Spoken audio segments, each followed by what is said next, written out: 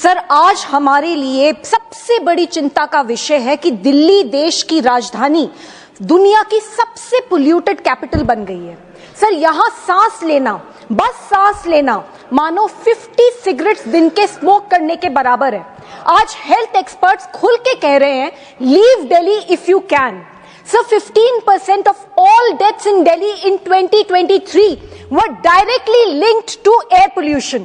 22 लाख बच्चों के लंग्स दिल्ली में परमानेंटली, इरिवर्सिबली डैमेज हो चुके हैं। सर, ये सिर्फ नंबर्स नहीं है, हर एक नंबर के पीछे एक माँ है जो वक्त से पहले चली गई, एक बच्चा है जो खास के खेलने पे मजबूर है।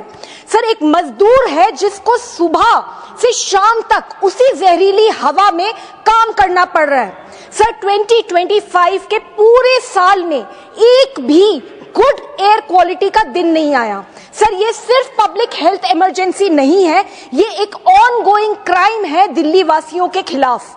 सर, दुख की बात तो ये है कि इस स्थिति को सुधारने के लिए फंड्स की कभी कमी नहीं थी, कमी थी तो सिर्फ नियत की। सर, पिछली दिल्ली सरकार ने ग्रीन सेस के तहत 2015 से 23 के बीच में 1500 करोड़ रुपए इकट्ठा करे, पर आधे भी खर्च नहीं करे, जो करे वो भी कोर्ट की फटकार के बाद। सर, पिछली दिल्ली सरकार ने जो पैसा पोल्यूशन से लड़ने के लिए था, उससे अपनी फोटो वाले बड़े बड़े एड लगा दिए, जैसे कि उनकी शक्ल देखकर पोल्यूशन भाग जाएगा। सर, पोल्यूशन एड से थोड़ी ना कम होगा, इसको कम करने के लिए होलिस्टिक लॉन्ग टर्म प्लानिंग करनी होगी। सर, पहला, वेहिकुलर पोल्यूशन कम करने के लिए पब्लिक ट्रांसपोर्ट को मजबूत करना होगा। आज मेट्रो और बसेस में हद से ज्यादा ओवरक्राउडिंग है। सुप्रीम कोर्ट ने 1998 में आदेश दिए थे कि दिल्ली को 10,000 बसेस चाहिए। आज 2025 में दिल्ली में सिर्फ 5,000 बसेस हैं, और ये तब है जब वेहिकुलर एमिशंस दिल्ली के पोल्यूशन का 2/3 हिस्सा है। दूसरा, सर, भले ही सरकारें स्टबल बर्निंग में डेटा में गिरावट दिखाएं, लेकिन सैटेलाइट इमेजेस कुछ और ही सच बता रही हैं।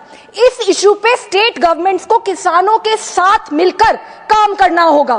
किसान दुश्मन नहीं है, किसान मजबूर है, उसके पास ऑल्टरनेटिव नहीं है। सर, स्टेट गवर्नमेंट्स को 5,000 पर एकड़ रुपए कॉम्पनसेशन देना होगा, टेक्नोलॉजी देनी होगी, तभी जो आग लगती है वो बंद होगी और ये जो ब्लेम गेम होता है वो भी बंद होगा। सर, तीसरा, दिल्ली के 300 किलोमीटर के रेडियस में आज भी 35 थर्मल प्लांट्स हैं और इनमें से सिर्फ 13 के पास एमिशन कंट्रोल सिस्टम्स हैं। चौथा, सर, कंस्ट्रक्शन साइट्स पर डस्ट नॉर्म्स का खुल्ला उल्लंघन होता है। टूटी सड़कें हवा में डस्ट उड़ाती हैं, रेजिडेंशियल एरियाज में आज भी बर्निंग होती है वेस्ट की। PM 2.5 दिल्ली में एवरेज 200 तक पहुंच जाता है, जबकि WHO के अकॉर्डिंग सेफ लिमिट्स 40 गुना से भी कम है इसके। एंड हम ग्रैप 1, 2, 3, 4 इसी में उलझे रह जाते हैं। Sir, air purifiers and N95 mask cannot be our new normal. चाहे आप नेता हो या जनता, चाहे आप अमीर हो या गरीब, सबको इसी हवा में सांस लेनी है। इस इरिवर्सिबल हेल्थ डैमेज से कोई नहीं बच पाएगा। आ गई आपकी बात। सर, इसीलिए मैं मांग करती हूं कि CAQM को ऑटोनोमस बनाया जाए। सर, उसे ब्यूरोक्रेटिक क्लचेस से मुक्त किया जाए, एक्सपर्ट्स उसे लीड करें, उसको संसाधन दिए जाए और उसे स्पेशल बजट दिया जाए 10,000 करोड़ का। उसका सिर्फ एक ही टारगेट होना चाहिए सर, कि दिल्ली NCR में पोल्यूशन पूरी तरीके से खत्म करें। सर, हम सबको, सभी सरकारों को, पार्लियामेंट को और पूरे समाज को मिलकर एयर पोल्यूशन पे वॉर फुटिंग से काम करना होगा।